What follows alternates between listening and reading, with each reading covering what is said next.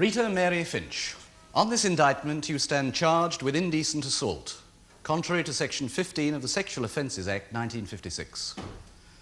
The particulars of this offence being that on the 23rd of May 1978, you indecently assaulted Kevin William Lawrence, a boy under the age of 16. To this charge, do you plead guilty or not guilty? Not guilty. Speak up. Not guilty. The case you are about to see is fictional. The procedure, however, is legally accurate. The characters are played by actors, but the jury is selected from members of the general public. His Honour Judge Latimore presides in the case of the Queen against Finch, in which Rita Finch has pleaded not guilty to indecently assaulting Kevin Lawrence. Oh, little Mandy's all right. I moved her in with me, did I tell you? Cave? Yeah, did you? Well, it wasn't half hard on me own. The headboard being so heavy and that. I'll give you a surprise. Bedroom all to yourself, lots of space. Oh, you didn't come home the weekend. Well, it does look ever so nice though, love. I moved a big armchair over by the window. Well, I nearly killed my poor self trying to get it nice. Oh, Mum, you should have left it till I got home. Because I saw her as the kind of new blood that we could do with on the staff of St. Martin's. Spontaneous, maybe that was it. It was a spontaneity in the character of the accused which persuaded you to employ her. No, I appointed her. The local authority employed us both. Yes, yes. On what date in that year did Mrs. Finch join the staff of St. Martin's Children's Home? October the 31st, it was Halloween. I'd made her my deputy. She was efficient and strong, caring. Really, Mr. Miller? And so you gave support and assistance to your new deputy, and she continued at the home? Yes. Can you tell us what happened at the beginning of the following June? Yes, her husband, Mr. Finch, walked out on her. Did you have any discussion with her about that? Yes, she told me that it was because of the long hours. Is that all? That he'd accused her of preferring the children's company. Did she make any observation about that? Yes, she said in a sense that it was true. They needed her. Now, around this time, early June, when Mr. Finch left Mrs. Finch, did you observe anything about Mrs. Finch's relationship with any of the children? Yes, with Kevin Lawrence. They got on well. Anything else? He seemed to have taken to her at once. Kevin was a problem when he came to us. Aggressive and sulky, he wouldn't mix. No one could get through, it seemed. But Mrs. Finch did get through. Well, as a matter of fact, I was delighted. It never crossed my mind then. What, Mr. Miller? That she would interfere with the boy. They were always around each other. He was only 14 then. But his behaviour improved. He became a pleasant lad. I was quite chuffed about it. Please. Miss Miller, you did not at this time suspect any sexual interference by the accused, although you were aware of a special fondness. Yes, most kids do try for affection early on. Find one of the staff they can talk to, but eventually they give up. They give up seeking affection, Miss Miller? No. Seeking a special kind of affection, Your Honour, from among the adults employed in looking after them. I see. That does appear rather bleak to me. However, in this case, you did tolerate this affection between these two persons. Yes, until another member of my staff came to see me. As a result of which, what, Mr. Miller? It led me to suspect monkey business. Monkey business? Yes, funny stuff going on. Oh, I see, funny stuff. Did you then take action? Well, no. Still trusted Rita, you see. It isn't easy to change an opinion when you put your faith in someone. The kids really liked her. Finchy, they called her. Yes, I see, Mr. Sissons. But then, about a couple of weeks later, I was walking down the corridor that leads towards Mrs. Finch's back door. It was after midnight. I bumped into him, Kevin Lawrence, in his nightclothes. And what was his lights-out time? 9 p.m. He certainly looked guilty. Said he was hungry. No, we cannot admit evidence of what he said. That's hearsay, Mr. Miller. Yes, indeed. Mr. Sherman, you need not, of course, tell me, but is this young man to be called as a witness for the defence? He is, Your Honour. I see. Then we shall no doubt hear from Mr. Lawrence himself anything that he may have said. Mr. Sissons? What did you do, Mr. Miller? Well, I moved the boy into another house. All seemed well for about 3 weeks. Then the member of staff came to see me again. Your Honour, I think it would be helpful for the court to hear the secret identity of this mysterious informant or misinformant. Yes, indeed. Mr. Miller. Well, I don't like the term informant. She was simply carrying out her duties towards myself and the children in our care. It was Miss Perkins, a house mother, who came to me. Oh, I see, Mr. Sissons. As a result of what was said, did you take further steps? Well, I had to. Miss Perkins and I together searched Kevin's room. And what did you find? That collection. Could I see that one, please? Exhibit 5. Just that one. What is the significance of this, Miss Miller? Well, it was given to him by Mrs. Finch. Well, are small gifts unusual? Well, it's most unusual for a house parent at St. Martin's to buy clothing or toys out of their own purse. All children's clothing is purchased from certain stores by exchange of coupons. Oh, by coupon. I see. Thank you. Thank you. And may Mr. Miller see the bundle of documents, exhibits 15 to 21? What are those, Mr. Miller? Yes, well, they're clearly in Rita Finch's handwriting, and they were found in Kevin's room. Yes, well, this one, for example, says, had a lovely day yesterday reading a good book. Haven't done that for years. Remind me to lend it to you. Pray illuminate me. What is the suspected significance of this message? Well, all these notes were found, hidden together, in a box under the boy's bed. Oh, I see, Mr. Sissons. Then what did you do, Mr. Miller? Well, then I decided I'd better have a look around Mrs. Finch's flat. I found a photograph of Kevin Lawrence lying face down on her dressing table. The boy was lying face down on the dressing table? No, the photograph. I see. Is that the photograph, Mr. Miller? Yes. Exhibit 14, Your Honour. And then? Well, I interviewed Mrs. Finch about it that afternoon and showed her the notes that he'd kept. Well, she cried, broke down, admitted it, that she was having an affair with Kevin Lawrence. Admitted it, Mr. Miller, in so many words. I mean, what precisely was said? Well, I was very upset at the time, Your Honour, and so was Mrs. Finch. I can't remember our exact words, except that when I showed her the photograph, she said he gave it to me. Can't you understand? Yes, but Mr. Miller, this really won't do, you know. I mean, what did she say which conveyed to you that she was having an affair with this boy? Well, I think I said that what was being said was that she had had sexual relations with Lawrence and that I wanted her to deny it. I see, Mr. Sissons. And did she? No. All she said was, you must understand that we love each other. And did you see her later that day? Yes, that evening she came to me during homework hour.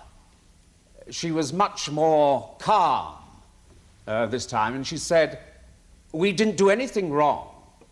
You've got to believe that. And did you believe her? No. Did you tell her so? Yes, and she took a long time to deny it. I spoke to Kevin Lawrence. He denied everything. And then I arranged for his transfer to a hostel, and next day Rita Finch came and offered me her resignation, and this time I did accept it. Thank you, Mr. Miller. Mr. Miller, you did not, did you, at any time see or hear anything, any touch, gesture, verbal exchange, any sign at all that the warmth and affection which Mrs. Finch and Kevin held for each other was ever sexual? No, but... No. Well, would you agree, Mr. Miller, that the friendship and support of Mrs. Finch enabled this boy, whom you yourself termed a problem, aggressive, he wouldn't mix, to be transformed into an emotionally healthy and well-adjusted young person? Well, he might have grown up anyway, but she helped him, yes. Oh, so much so that you, as an experienced chief officer and superintendent, took steps to ensure they spent more time directly together. In August 1977, you moved Kevin from another house into Mrs. Finch's care. Is that not so? Yes, that was a mistake.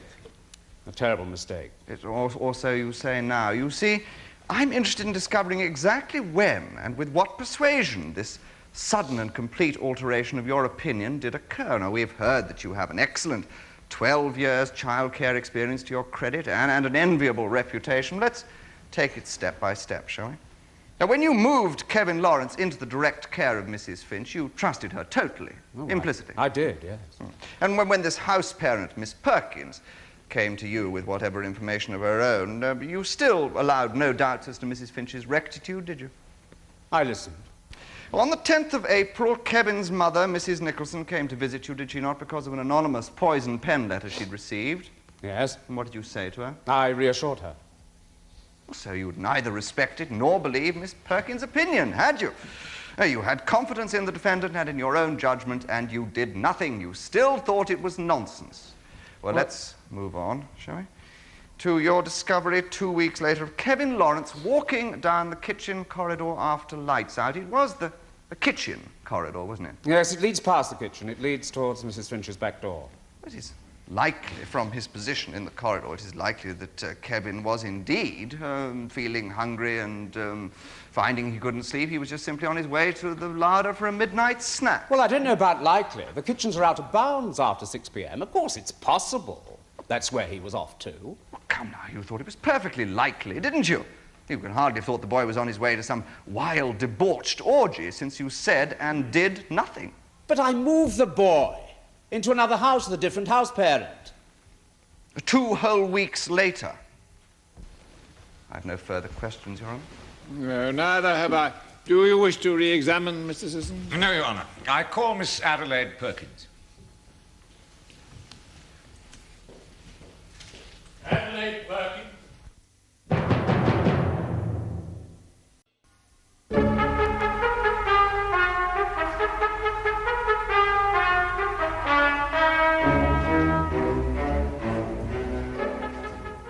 Miss Perkins, you have worked as a house mother at St. Martin's for 7 years, I believe. I was there before Mr. Miller himself, sir. And were you there when the accused, Rita Finch, arrived in October 1976? That's right. I had my doubts, I'm bound to say. Not really the right type, you see. Miss Perkins, what exactly do you mean by that? Well, she was a little grand and a bit silly on top of that. She never realized children have all got to be treated the same, or it just isn't fair, is it? She had certain favorites. Yes, I see, Mr. Sisson. Who, for example? Kevin Lawrence. She was particularly fond of him, and it just wasn't right. She hadn't had the right sort of experience, you see. Yes. Now, in what ways was Kevin made a favourite of Mrs. Finch? Oh, in all ways. She used to take him shopping with her, and on her day off, too. We all thought this was very odd. Mr. Finch did, too. Did she buy him those objects? You name it, she gave it to him. Clothes, his hobbies, toys, to take to bed at night. Love tokens they were. Miss Perkins, that is your interpretation of these events. I beg your pardon, even the youngest children knew, sir. Yes, well, we are not here to listen to hearsay or to gossip. Oh, I see. As you like, sir. Now, Miss Perkins, you've told us how Mrs. Finch favoured Kevin Lawrence with gifts. Did she treat him as a favourite in any other way? More affection, for example? Oh, yes. How was that affection shown, Miss Perkins? Physically, in words? How? Physically, oh, yes. Did you see any displays of physical affection between the two of them? And if so, could you describe them? Well, there were plenty. But on bonfire night in 1977, I remember I just turned away from the fire, and there they were, kissing behind a tree. What kind of a kiss was it? It was not a kiss of motherly affection. Anyone would have known that. And what did you do? I coughed. They stopped immediately. Did you leave it at that? No. I told Mrs. Finch she shouldn't encourage the boy. It's wrong, Mrs. Finch. But cool as a cucumber, she said, where's the harm in it, Adelaide? Around January, did you notice anything about the relationship between the accused and Kevin Lawrence? Did something happen? What? I don't know what to say now, I'm sure. Now, don't get upset, Miss Perkins. Answer the question. There was a flu epidemic. Then the boy had a fall and got off school and spent all his days with her. If you ask me, that's when it all happened. Happened? When the affair started. She'd got through 2 husbands, you know. I went to Mr. Miller and said, it's got to stop, Donald, but he wouldn't listen. Miss Perkins, this really won't do, you know. Did you at this time see them having carnal knowledge? No. Then don't go around making wild accusations. On the 23rd of May of this year, did you receive a visit from another child? I did. And as a result of what that child told you, what did you do, Miss Perkins? That night, I waited, hidden, outside Rita Finch's door, and at 1:15 in the morning, I caught them both there, in the act, on her sofa. Would you describe the scene, please? They were sitting on her sofa, close together. The boy was undressed. His dressing gown was off, the long cord of his pyjama trousers was undone, and the pyjamas were about his ankles. Mrs. Finch was in her nightdress. Were they touching? They were very close. She had one arm around him and the other one on him. Where on him?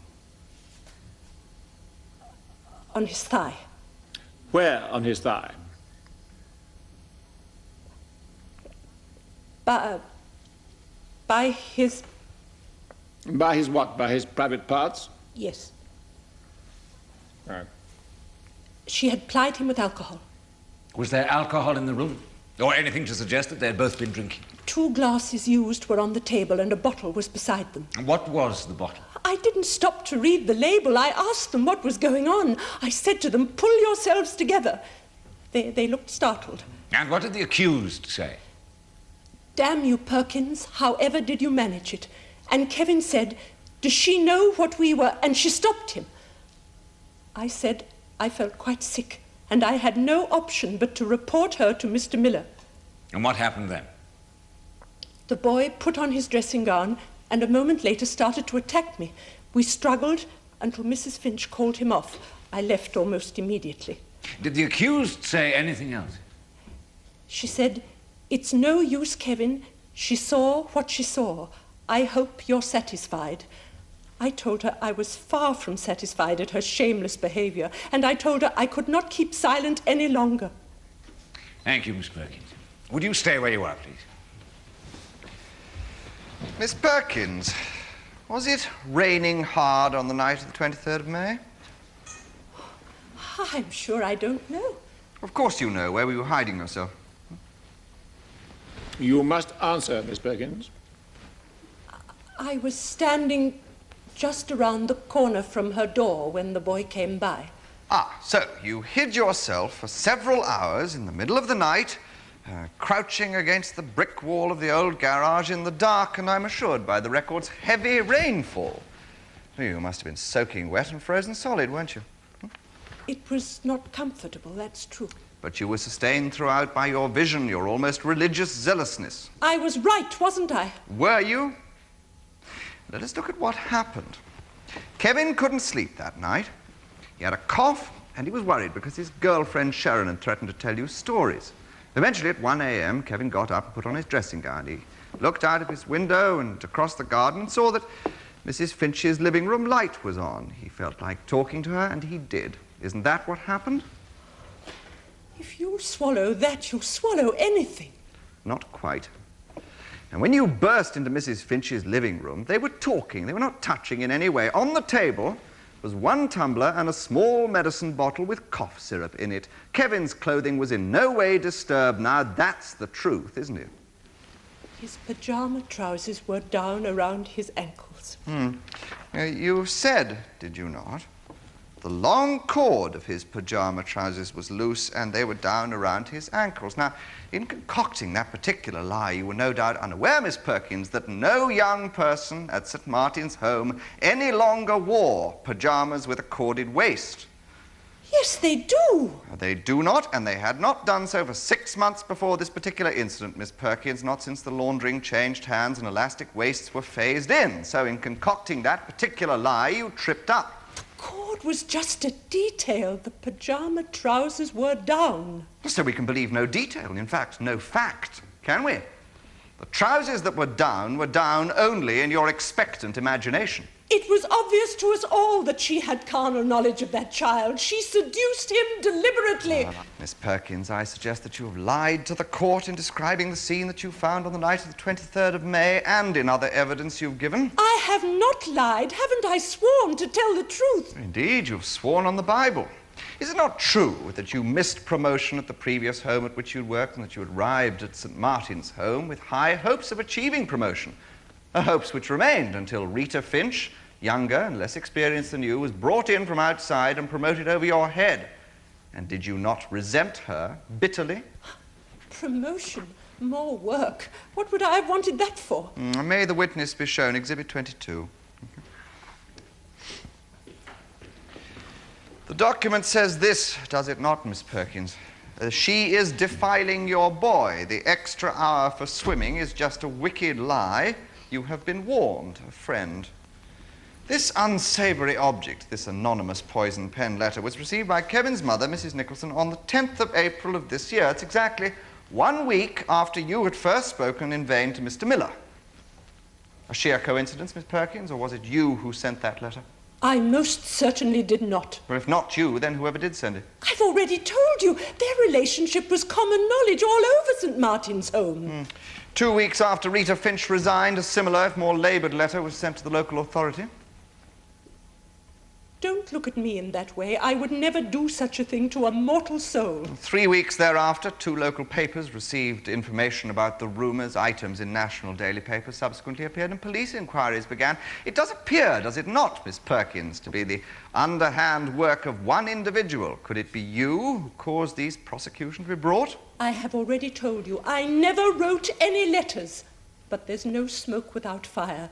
We are here because there was a relationship, an unnatural relationship, between a middle-aged woman and a child in her care. Miss Perkins, the reason that we are here is that it is alleged that the accused did these things. And it is for the jury to consider whether or not she in fact did. Now, do you understand that? I see. Mr. Sherman. I've only one more question, Miss Perkins. You have recently been promoted, have you not? But she resigned, didn't she? Because she knew what she had done. Somebody has to... Has to pressure her into resignation and the police into prosecution. Well, you now carry out the work that was Rita Finch's, do you not? You hold her position as deputy officer and you live in her flat in the home. You must answer, Miss Perkins. Yes. Thank you. Young people have a right to be left unmolested. In care should mean what it says. If young people can't trust adults, Mrs. Finch used him to satisfy her lust. She used him. It is disgusting, degrading. I hate having to go through all this, but I must tell you the truth.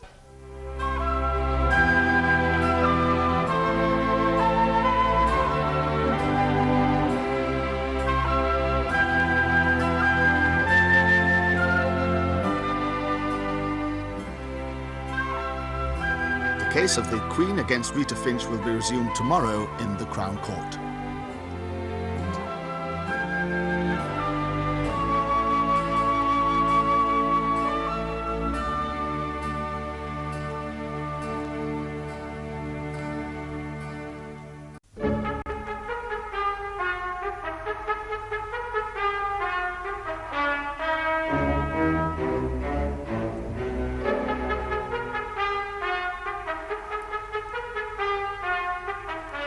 The case you are about to see and the characters in it are fictional. The procedure, however, is legally accurate.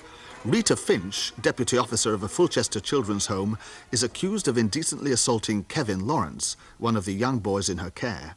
Sharon Tibbs, also resident at the home, has just started to give evidence. And during your 3 years at St. Martin's, did you become close to Kevin Lawrence? Yeah, we was going together. Started round spring of 77, sir.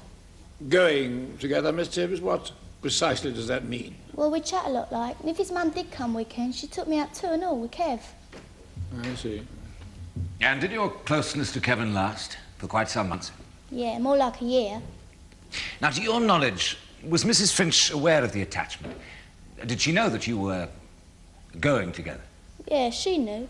Everyone knows what goes on because there ain't nowhere to go private. Did you and Kevin ever quarrel? Not till she got her claws in, spread her web. And come Christmas, he got home leave for a couple of weeks. Home leave? Yeah, them who has homes gets leave to go to him, sir. I see. What was it like when Kevin returned to St. Martin's? Things was horrible for me. She was all over him. In what way was she all over him? Well, it's easy for her, see. She'd chosen to do things, to help her, be with her. And then he fell on his bonds, and Matron were dead sick at the time. And she, her over there, she played nurse. Played nurse? Yeah, she nursed him in bed, sir. Well, I knew why. And he got love bites on his neck. Here they was, whole set of them. You saw love bites on his neck, which appeared whilst he was sick and being nursed by Mrs. Finch. Yeah.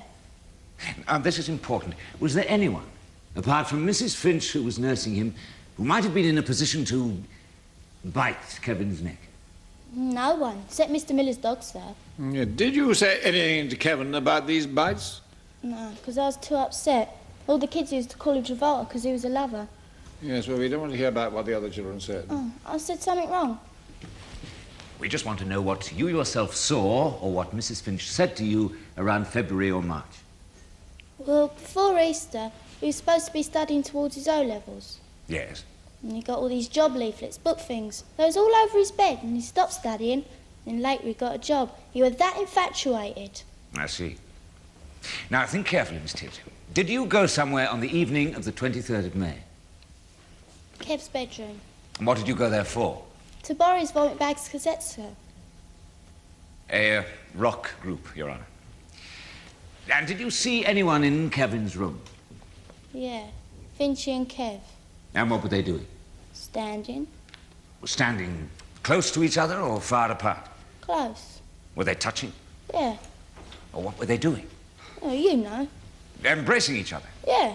And was Mrs. Finch kissing Kevin? Your Honour, this is the most blatant lead. Yes. Rephrase the question, Mrs. I'm sorry, Your Honour. Now, this embrace, what exactly were they doing? Kissing. And he saw me and he stepped back and she saw me and he said, "Sticks and stones may break my bones," and I told Nosy Perkins about it. Yes, I see. All right, Mr. I have no more questions, Your Honour. Thank you. That's all right. Sharon? Oh? Just a few questions. All right. You say that you were upset about Kevin's infatuation for Mrs. Finch. How upset were you? Oh, ever so, sir. I was very jealous and I was envious too. In November and December, Mrs. Finch made some positive efforts to throw you two back into each other's company, didn't she? Well, she got us both to help at disco nights every other Saturday. Well, it was a nice thing for a member of staff to do, wasn't it? I get the impression of a fair-minded sort of person with good intentions, don't you? She was a nice thing, she was. Yes, well, you thought she was nice and you couldn't help being jealous of her because of Kevin's infatuation. Now, Sharon, I want you to think back very carefully to the 23rd of May around 6 p.m. Now, you're walking down the corridor to Kevin's room to borrow the cassette. Now, when you came to Kevin's door, was it open? Was it closed? It were open. So, his door was open and anybody passing by could just look in. But was there a good light in the room? Yeah. So you went in the doorway and what did you see, Sharon? Well, like I said. So would you tell us exactly what you did see? Well, I was fibbing about the kiss. I was only hugging. I'm sorry. I'm ever so sorry. Miss Tibbs, are you aware that lying to this court is a very grave offence indeed? Oh, no, sir. I'm sorry. I ain't lied about nothing else. I should hope not. Sorry, sir. Yes, all right, Miss Sherman. So they were only giving each other a hug. Yeah. That's not an unusual thing for friends to do, is it? Not really, no. What did you say to them? I said to her, "I'm going to tell Miss P about you." And what did Mrs. Finch reply? And she tried to take my hand, only I wouldn't let her, would I? And she said, "You can't really think there's anything in it."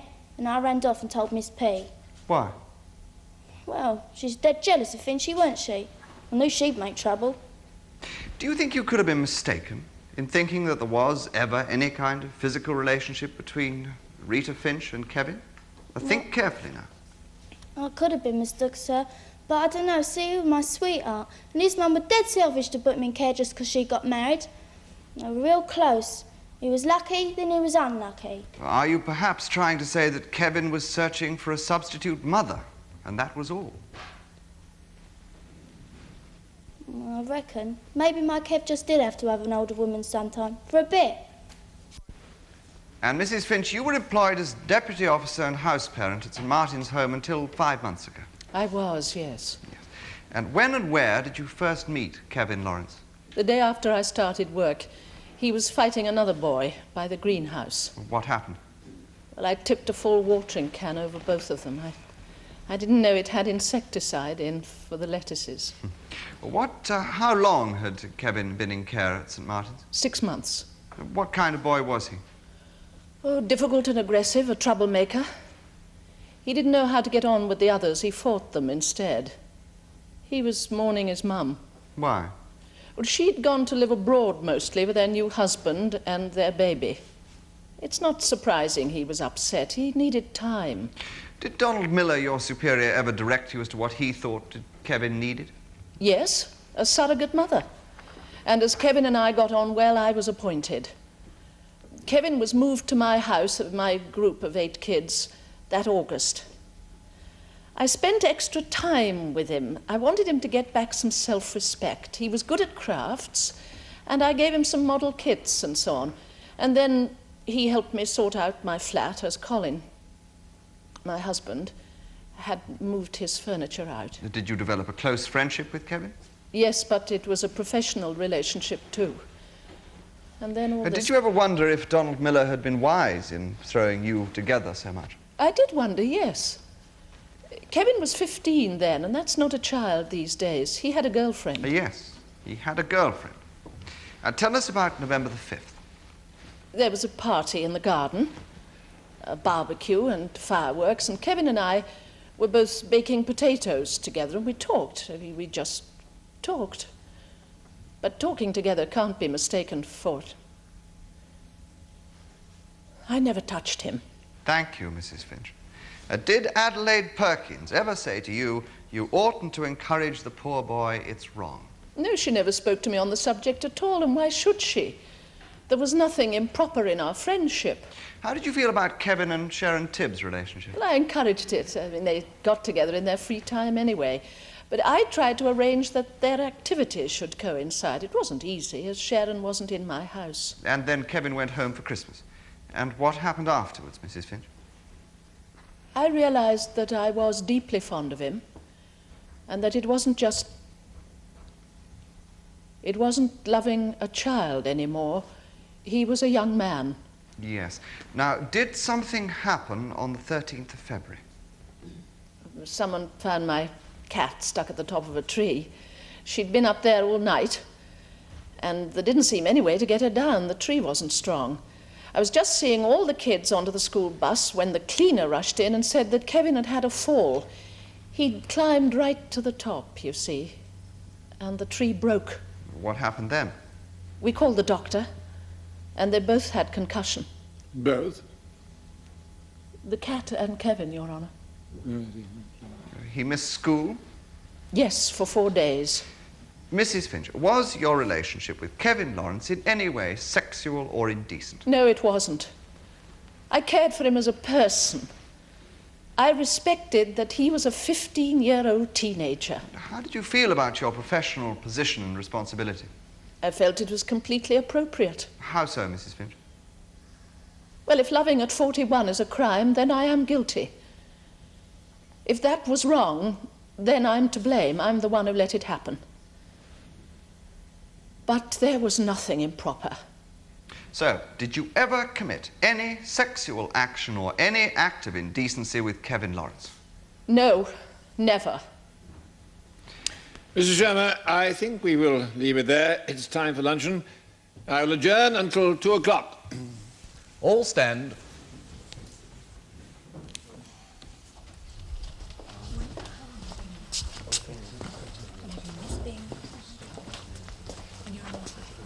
Sharon?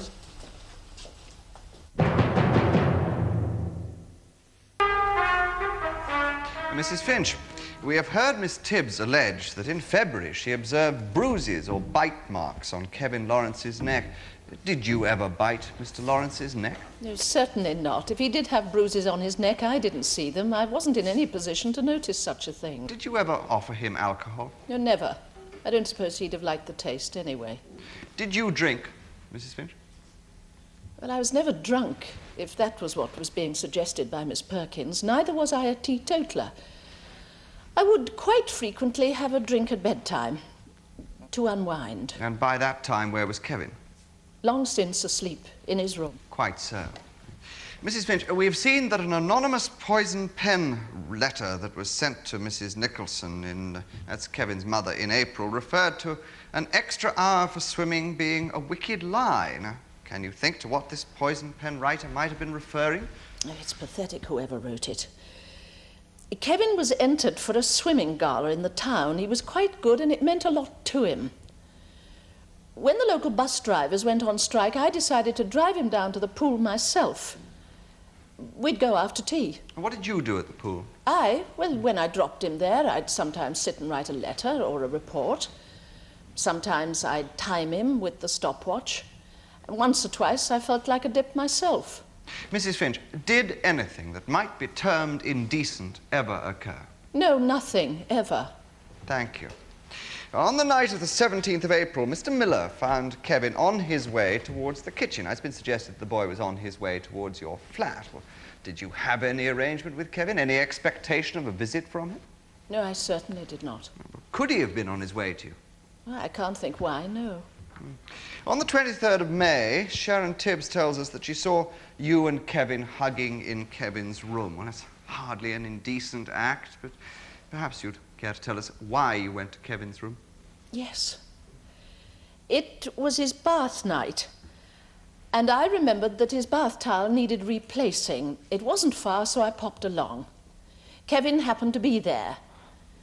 We started talking about his success in the 100 meters, and after a couple of minutes, I said I must go, and I gave him a hug. I'm afraid Sharon jumped to false conclusions. She was very upset and wouldn't listen to me. Yes. Please describe, for the court, everything that happened that night. Well, I couldn't sleep. I lay listening to the rain, and then I decided to read for a bit. Where? In bed. I'd gone to bed. It must have been about 1 a.m. when I heard a tapping on the window.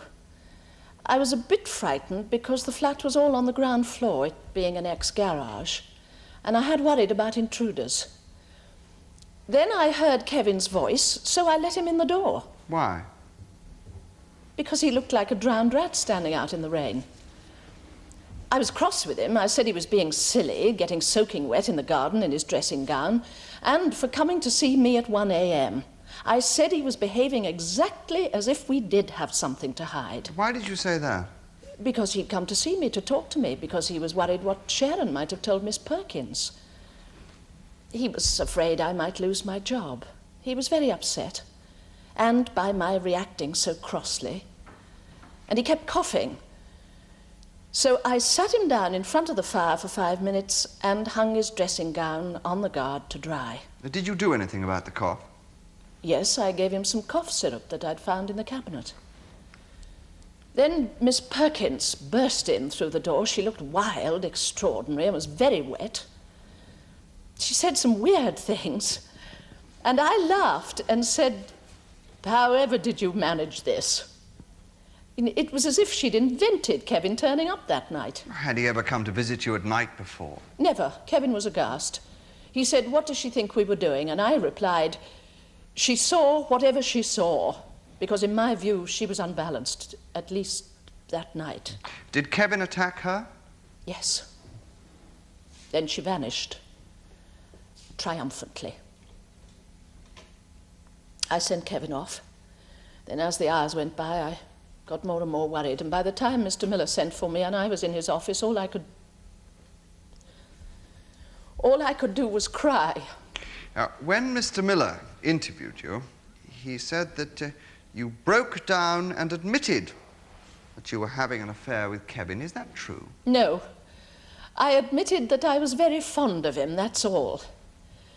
And later on, I thought I may have given the wrong impression, so I went to see Mr. Miller and told him that we hadn't done anything that we shouldn't. And Donald said, "I believe you." Mrs. Finch, did you ever indecently assault Kevin Lawrence? No, I'm innocent. I would never commit such an action with any person in my care, in my responsibility. Thank you, Mrs. Finch. Mrs. Finch, is it not a fact that when your husband left you in June 1977, after you had been only 5 months in your new job, it was because you had already formed an illegal sexual union with a boy of 14 who was in your care? No, that's nonsense. Nevertheless, your husband did leave you.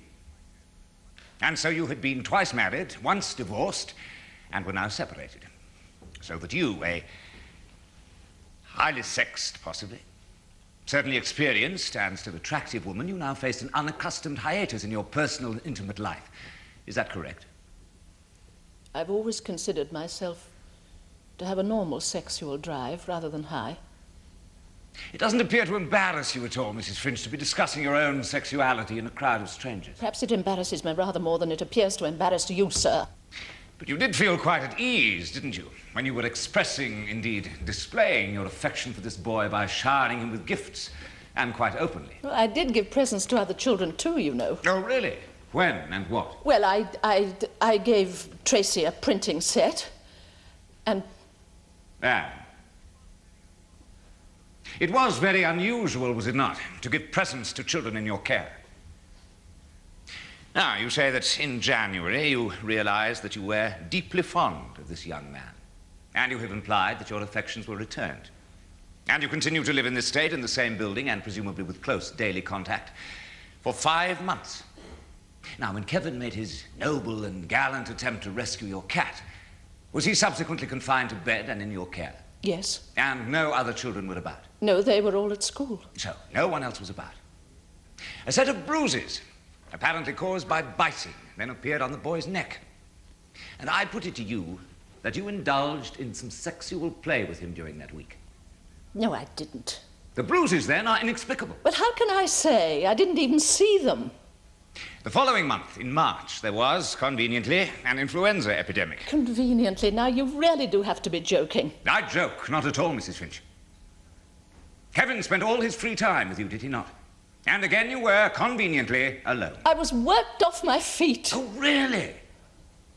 But you were not so worked off your feet that you did not, once the other staff recovered and returned, provide an exclusive taxi service for your lover to the comparative privacy of the swimming bars every evening. And in this way you were able to avoid any break in the continuity of your sexual relationship with this underaged person. Or any time for second thoughts. Isn't that correct? Nothing like that happened. Nothing at all. You did want time alone together, though, did you not? You didn't offer to drive any other children to the pool, did you? Answer the question, Mrs. Finch. Did you or did you not offer to share the ride to the pool with any other children? No, I didn't. Because the swimming practice was just a blind, an excuse, wasn't it? But we just wanted to be together, that's all. It was a time to talk. But you yourself have said that Kevin at 15 was no longer a child. You described him as a young man. Well, wasn't he normal? Of course he was. Then can you truly say, Mrs. Finch, that during this lengthy love relationship between yourself and this young man, can you say on oath that no sexual advance was ever made by either of you? I haven't said that. What I have said is that our relationship never became physical. We made a decision about it. The circumstances were wrong. Did you not find him attractive? Yes. Ah. So the desire was there, but you fought against it. If you like. But without success. At midnight, on the night of the 17th of April, Kevin was caught by Mr. Miller in the corridor which led to the back door of your flat. Now, you have said that you can't think why Kevin could have been visiting you. That's right. His visiting you was sheer coincidence, no doubt. Look, we had a respect for each other. I see you just can't understand that. Again, the next recorded known incident. You say that on the 23rd of May, you went to Kevin's room to replace his bath towel. Yes. But you were no longer even his house parent. Mr. Miller had taken the wise precaution of moving Kevin out of your care 3 weeks earlier, after the corridor episode. Can you explain what you were doing? I went to see Kevin. Without the clean bath towel? Yes. No, I can't remember. It's a detail. Then why did you invent the bath towel, Mrs. Finch? As an excuse for the court? I wonder what else you've invented. Now, do you seriously maintain that the one occasion Kevin was actually caught inside your flat at night was, by sheer coincidence, the only night he was ever there? Well, I've told you. He was worried that Sharon might tell stories, unfounded stories to Adelaide Perkins. Quite. A coincidence, is it not? Let's look at that night more closely. Which of Kevin's garments did you remove? None. Did you not remove his dressing gown? Oh, it was soaking wet. We had to put it to dry. Did you remove Kevin's dressing gown? Well, I might have helped. Did you remove Kevin Lawrence's dressing gown? Yes, we had to dry it. Thank you. And you were then removing the boy's pyjama trousers when Miss Perkins unexpectedly entered the room? No. No? Why ever not? Were not the boy's pyjama trousers also wet from the rain in the garden? No, I can't think. I don't remember. I didn't notice. You didn't notice? He had a very bad cough, and you did not notice whether or not the boy's pyjama trousers were soaked from his trek through the rain outside? Mrs. Finch, I suggest that you are lying. You know, you're doing him so much more harm, all of you, by all this than I could ever have done. If I'd done anything. Mrs. Finch, perhaps you're a highly strung woman, and no doubt you were under considerable strain at the time in question, both in your personal and in your professional life. So much so that you have admitted it took alcohol in the evenings to relax you. You were overworked, the home was understaffed, the occasional error of judgment is unavoidable. A normal, healthy young man was in love with an attractive woman and living in the same building. Things simply got out of hand, didn't they? We all make mistakes. Do you wish to re-examine?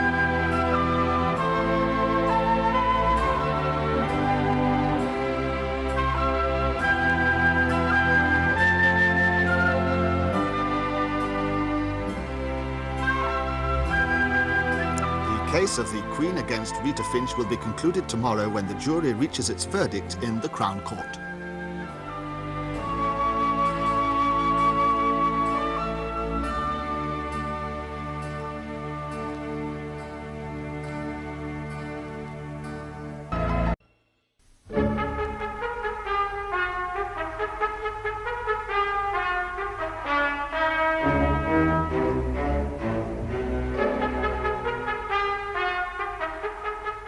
The case you're about to see and the characters in it are fictional. The procedure is, however, legally accurate. Rita Finch, deputy officer at a Fulchester Children's Home, is accused of indecently assaulting Kevin Lawrence, one of the boys in her care. Mr. Sherman? Your Honour, the next witness for the defence is Kevin William Lawrence. Kevin William Lawrence.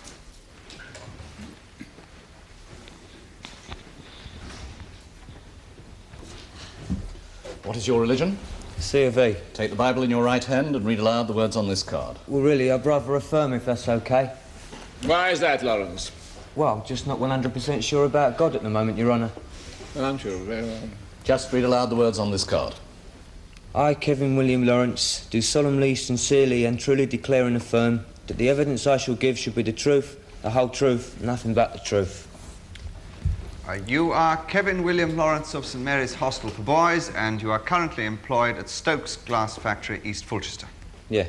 Yes. How long were you resident at St Martin's Children's Home, Kevin? Well, from February 76 till Don sent me to St Mary's in May 1978. And why were you there? Well, do we ever know? Well, OK. Well, I'd lived with my mum, you see. Then I was 12, she remarried. Someone from the regular army. I didn't like him. I didn't think he was any good for her. But we didn't get on anymore. Yes, and what happened? Well, I was pretty irresponsible. They get mad, so I bunked off. Could we have a translation, please? We ran away. I see. And then they had this baby, Mandy. And I didn't like that. Well, he, Mum's new husband, got a new posting. And all three of them were travelling all over. I was fighting and getting into bad company, so I was sent to St Martin's. Is it true to say that you arrived there with a chip on your shoulder? With at least a kilo of them, yeah. 6 months later, were you still at odds with the world or not? Well, it got worse. I got a bad reputation. There was talk of sending me somewhere else. I've been threatened with that. Well, then Rita, Mrs Finch, came onto the staff. Did things change for you then? Well, I felt somebody liked me for the first time. She made time for us to talk. We became friends. I got a new outlook. Did anything else happen as a result of your new outlook? Yeah. I started going round with Sharon. She became my girlfriend. And for how long did Sharon remain your girlfriend, Kevin? Well, until I realised that I'd rather be with Rita. And when did you realise that? About November. And did you tell Mrs. Finch of your realisation? Well, I didn't have to, did I? She knew. How? Well, you can see what somebody thinks of you. You can see. Now, when she saw that your affections had turned from your girlfriend towards her, what did Rita Finch do then? Well, she tried throwing Sharon and me together. Every way. It was a drag. I got really annoyed. Why? Well, because it struck me as condescending. Did you go home for Christmas? Yeah. Mum was on her own with Mandy in a new flat. He'd flown away again, her new husband. I mean, permanently. Well, I felt sorry for Mum. I never felt that before. When I got back to St Martin's, Rita was different towards me. Different in what way? Well, we had a relationship. Are you saying, Kevin, that you and Rita Finch embarked on a physical or an emotional relationship? I mean, emotional. It was never physical, never. Did you ever discuss sex with Rita Finch? Yeah. Would you tell us about that? Rita said, that we would be like close friends until after I'd left St Martin's at 16 or I wasn't in care anymore. And then we could see. And what did you say in reply? Well, I respected what she decided, what she said. Did you agree or not? Well, of course I agreed. She was always very responsible. You know, I was to blame for getting us close, as far as we did as friends. So you feel that you were to blame for the friendship? That's it, yeah. But I wouldn't go away or back to Sharon like Rita wanted.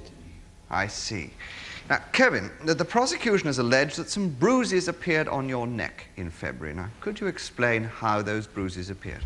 Yeah. Well, I was playing a cavalier in a play about Charles I at school during that week. I don't know who they made that ruffled collar for, but it certainly didn't fit me. Are you saying that this dramatic costume inflicted the bruises on your neck? That's what happened, yeah. I see. Thank you. Now, you spent a lot of time in Mrs. Finch's company, helping her with her work and sorting out her flat. Is that true? Well, yeah. There's no law against it. Did she ever offer you a drink? What?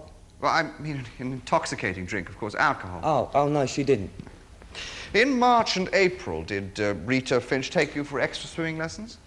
For a week or two, yeah. Why? My back crawl was the purpose, for the gala.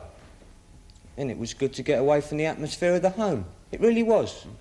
On the night of the 17th of April, Mr. Miller found you in the kitchen corridor. It's been suggested that you were on your way to Rita Finch's flat. Do you remember that night? Yeah, I do. We had a really disgusting tea. Meat pudding and semolina. Well, I didn't eat a thing, and I was starving. I knew how to get to the kitchen, so that's where I was off to. Apple pie and chocolate cake. Yes, I see. Now, I want you to tell us about the night of the 23rd to 24th of May. Now, would you just think back and describe what happened? Yeah, sure. Well, Sharon, she got hold of the wrong end of the stick earlier on. She saw Rita give me a hug goodbye. And Sharon, well, I don't know, chose to make something up. She threatened to make a fuss to Nosy Perkins. To Miss Perkins. Well, I laughed at Sharon. Only that night I got really worried, just in case. Well, Rita liked her job. Yes. Well, I gave up trying to sleep anyway. And that night I looked out just across the garden and saw Rita's light was on too. I really wanted to talk to her about it, so I did. Was it raining? Yeah, it was raining hard and I got soaked. Where? What? Where? I mean, how did you get soaked? Were your clothes wet? Oh, yeah. We had to put my dressing gown over the fire guard to dry. Were the legs of your pyjama trousers wet or dry? Well, they were sopping, of course. So I put my legs out the fire to dry them. Well, Rita was dead cross with me. She said I was playing into their hands. Well, whose hands? Well, what did you take that to mean? Well, that me being there would have looked bad to her enemies. Those people who can't bear happiness. That mad old bat over there. Lawrence, I will not have that kind of remark. Do you understand? Sorry. Yes, sir. What else happened? Well, Rita gave me some cough medicine. We talked. And 5 minutes later, she suddenly materialises. Well, Rita started laughing. And I says, what does she think we're having, a Roman orgy or something? It seemed funny at the time. Miss Perkins looked so batty. But Don called me in next day. And what was said in the course of this interview with Mr. Miller? Well, he asked me what my relationship was with Rita Finch. I said that I loved her and she loved me. He looked surprised. Then he asked if we ever done anything wrong together. And I said no, and that was the truth. I see, Mr. Sherman. And when you made that statement, did you feel that Donald Miller believed you or not? Well, I think he did. What did he say? He said, all right, but I'm still going to play safe for you, lad. My lad. Kevin, did anything indecent ever occur between you and Rita Finch? No. Or did either of you ever touch the other in circumstances that might have been thought to be indecent? No, we didn't. Thank you. You're very devoted to Mrs. Finch, aren't you? Your feelings for her have endured, haven't they? Yeah? And you don't want to see her convicted as a consequence of a liaison for which you felt to blame, do you? Well, no, but I wouldn't lie for that reason. Now, whoever mentioned lying? Now, you were about to sit 7 GCEs when you suddenly decided to leave school, is that correct? Yeah. And you took a dead-end job on a factory floor packing glass bottles with excellent opportunities for overtime, did you not? That's about it. Why? Well, I'm sick of being treated like a child, sir. Because you no longer were a child, having embarked on an adult relationship with Rita Finch. I can't be sure what you define as an adult relationship. I mean, in part, one that included long-term plans. You did plan for the future with Rita Finch, did you not? Answer the question, Lawrence. Yeah. And sacrificed your education. The impression is of something remarkably grown-up and permanent. Do you mean, did we have sex? Why, did you? No. Well, what was wrong with you? I mean, why not? As I said, we had an agreement between us. But you look to me like a mature, normal, healthy young man. Oh, I see. Do you mean that when you were at school, women were treated like, well, carving notches on a gun barrel, collecting scalps? Lawrence, you know, it really is not your function to question the prosecuting counsel on his adolescence. I'm sorry, Your Honour. But it does seem an interesting point to me that counsel's approaching my morality through his own at my age. Mr. Sisson. I was merely about to ask whether you yourself wished the relationship to be sexual or asexual. I wanted what she wanted. Which was? To wait. For another 2.5 years. If I stayed in care, yeah. I suggest that what you are asserting is untrue. Let's look at all the evidence. On November the 5th, 1977, you were observed kissing Rita Finch behind a tree, presumably in the dark, during a bonfire party. I didn't, no.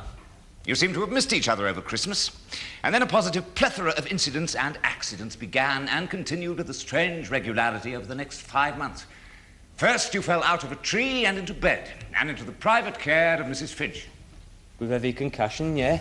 And Mrs. Finch has maintained that she is innocent. And yet someone bit your neck, did they not? No, my costume did it in the school play. Of what was the cavalier's collar composed? Was it of folded white paper? Yeah. But it was all stuck onto a cardboard base. I really must congratulate you on your imagination. But unfortunately for you, it's impossible for anyone to believe that a flimsy paper and card ruffled collar could cause upon your neck deep, noticeable bruises, as from a whole set of biting teeth. Must have been very uncomfortable. Well, the show had to go on. Just like this one here now. Far be it from me to stop the show. You'd rather go on lying, would you, in the hope of saving her? I've told the truth. On the 17th of April, you were caught on your way to Rita Finch's flat at midnight. No, I wasn't. Her light wasn't even on. Oh, so you'd look to see, had you? You would visit her secretly at night if her light was on. That isn't what I meant. It sounded to me like a rare slip with the ring of the truth.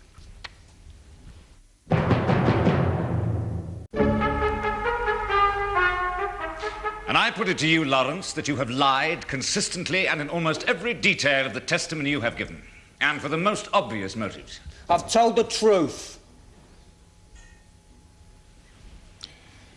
Mr. Shermer, have you any re-examination for this witness? Your Honour. Neither have I. Lawrence, you may go and sit down.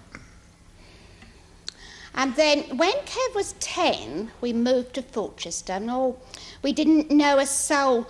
It was like we was a married couple. Oh, he looked after me right proper, he did. He's a good lad. But in 1976... Oh, well, then, I'd married Mr. Nicholson. That's my second husband. That was a mistake and all. They didn't hit it off at all well. And you had a second child, did you not? Yeah. Oh, but Kev, he was that jealous, poor love. I was frightened to leave him alone. Was he beyond control then? Well, he was that hard to handle. Always been a big boy, you see. They'd never let him in half price, not even when he was 10. When I couldn't manage him, it was for the best. And after Kevin went into care, did you remain in contact? Oh, yeah. When I was around. Oh, he's my boy, isn't he? Well, did you notice any change in him during his first 6 months at St. Martin's? Well, just fighting a different set of boys, that's all. Oh, well, till Rita come along. As soon as I met her, I thought to myself, there's a lady. And lovely with all the kids, you know what I mean? Yes. Did you then feel that Mrs. Finch had been a good influence on Kevin's character and behaviour? Oh, yeah, definite. Did he ever talk about her to you? Oh, well, a lot at first, but then not so much. But I knew he was fond of her, of course. Well, I'm his mum. And were you at all worried by that knowledge? Well, you must be joking. He was a changed lad. It was a blessing. Now, we've heard evidence from the prosecution that Kevin was seen embracing or hugging Mrs. Finch. Oh, well, he was always hugging me too. Didn't mean a toss. Oh, he didn't mean nothing. He was always an affectionate lad, and, well, there's no harm in that, is there, dear? No, indeed. Now, Mrs. Nicholson, on the 10th of April, did you receive an unusual letter? That's Exhibit 22, Your Honour. Unusual? Well, I'll say so. I mean, I've heard about things as nasty as come through my letter. Done that. Had harm in their hearts. Evil. She is the boy. The extra hour for swimming is just a wicked lie. You have been warned. A friend. What was your reaction, Mrs. Nicholson? Whoa! It was horrible. Well, I was puzzled because Kev had said about the gala. But as for Rita interfering with my boy, well, Rita was my friend, she was. She'd never do nothing dirty like that. So your reaction to this anonymous letter was to feel that it was an outright lie? Yes. But I'm a good mum, for all my faults, and I went to see Donald about it. Look, I said, and I showed him that nasty letter. And what did Mr. Miller say? Donald offered me a glass of sherry. And? Oh, well, he was very shocked because he worked out as how it meant Rita. And look, I said, Donald, is anything going on here what shouldn't be? And, well, I left in no doubt there was nothing dirty going on at St. Martin's School. Yes, and so did you leave feeling reassured by Mr. Miller? Yes. But I did go down the swimming baths, though. Are they nice ones, down by the Guildhall, do you know? Why did you go there? Well, I wanted to show that nasty letter to Rita. I mean, she ought to know if folks are saying nasty things behind her back, didn't she? And was she at the swimming baths? Yeah, but I didn't show them the letter because they hadn't finished change. So did you, in fact, speak to Mrs. Finch or Kevin? Well, no, because, you see, I'd left my Mandy with a neighbour and she had to get her husband's tea. And so you left the swimming baths. Now, and how did you feel about the matter? Well, I had no worries. Never had anyway. Well, I could hear them talking. All they was talking about was his swimming, that's all. So you overheard them talking, and all they were talking about was Kevin's swimming? Yeah, yes. That's right, dear. Well, I never doubted her. There are some, and I'm naming no names, but there are some that were envious of Rita. But I never doubted her, not for a minute. Never have done since neither. Thank you very much, Mrs. Nicholson. Would you kindly remain where you are for a little longer? Mrs. Nicholson, did you ever ask Kevin about the nature of his relationship with his house parent? Ask him if it was sexual? Well, no. I didn't want to put dirty thoughts in his head, did I? However, Mr. Miller has told us that within 3 weeks of your anxious visit to him, he took the wise step of moving Kevin out of Mrs. Finch's care. Now, did it never occur to you that in strongly denying any improper conduct between a staff member and your son, Mr. Miller was simply acting in an understandably normal, calming way towards you, the worried parent. What? No. So that after you left, he could then deal with the problem, as indeed he did, by moving Kevin out of Mrs. Finch's care. Well, he didn't seem like that to me, dear. Mrs. Nicholson, do please stop addressing the prosecuting counsel as dear. Sorry, love. During the Christmas holidays, how did Kevin appear to you? Oh, he was different. He was a man. It was that Sharon. But we've heard in evidence that Kevin had fallen out with Sharon Tibbs. Oh, no, that was just a lover's tiff, that's all. She was the one. They've always been as thick as thieves. Still are. Really? Now, cast your mind back, if you would, to your trip to the swimming baths. You say that you overheard Kevin and Mrs. Finch talking together. Now, where exactly were you? In the locker room, of course. And what exactly did you overhear? Oh, well, she said you locked another half-second off, and he said, oh, my arms weren't half aching, it's sawing up all them logs, and she said, you ought to try breathing more slowly, it's that what's holding you back. And then she said, can you help me do this up? Can you help me do this up? So they were changing in the same room, were they? Well, you see, it was after the usual hours, and the dressing rooms, they was all roped off. They had to change in there. Do I understand you correctly? Do you mean to tell me that Kevin and Mrs. Finch were dressing or undressing in the same room? Well, yeah, but there's rows of lockers dividing the rooms, isn't it? Aren't there? Anyway, why not? Well, people do it on the beach. Well, don't they, Your Honour?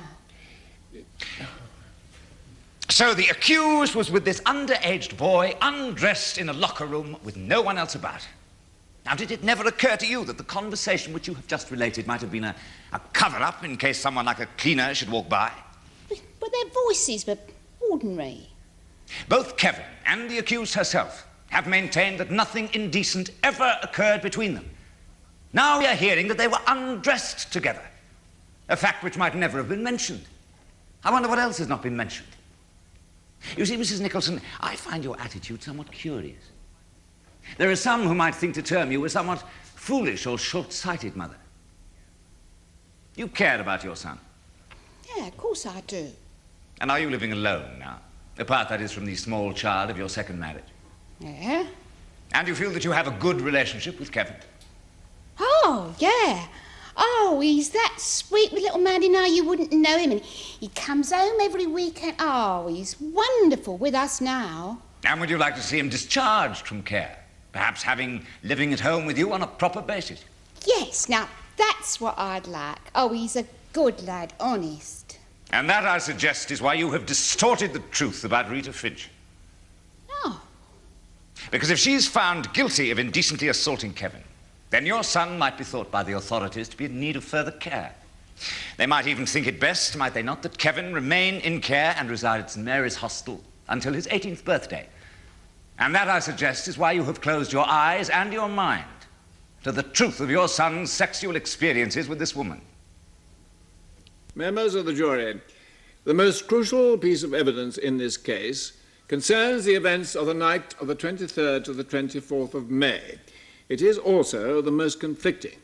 Now, was it an innocuous and ingenuous gesture on the part of the accused to allow this young person into her room, or was it, as the prosecution has sought to prove, an occasion when intimacy took place? Now, the burden of proof lies with the prosecution, and you will find the accused guilty only if you are satisfied so as to feel sure that indecency has been proven. Now, let me remind you that indecent assault is defined as the least touching accompanied by circumstances of indecency. As the boy was under 16, his possible consent to such an act would be no defence. Now, you must separate your minds from the element of gossip in this case. Further, do not be tempted to weigh moral issues. Your decision is not about right or wrong. But if you find it proven beyond reasonable doubt that touching in circumstances of indecency did in fact take place between these two persons, then it is your duty to find the defendant guilty.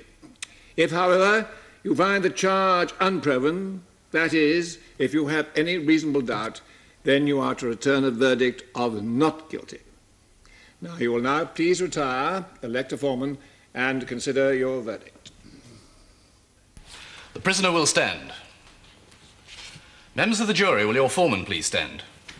Please answer this question, yes or no. Have you reached a verdict on which you're all agreed? Yes. Do you find the defendant, Rita Mary Finch, guilty or not guilty of indecent assault? Not guilty.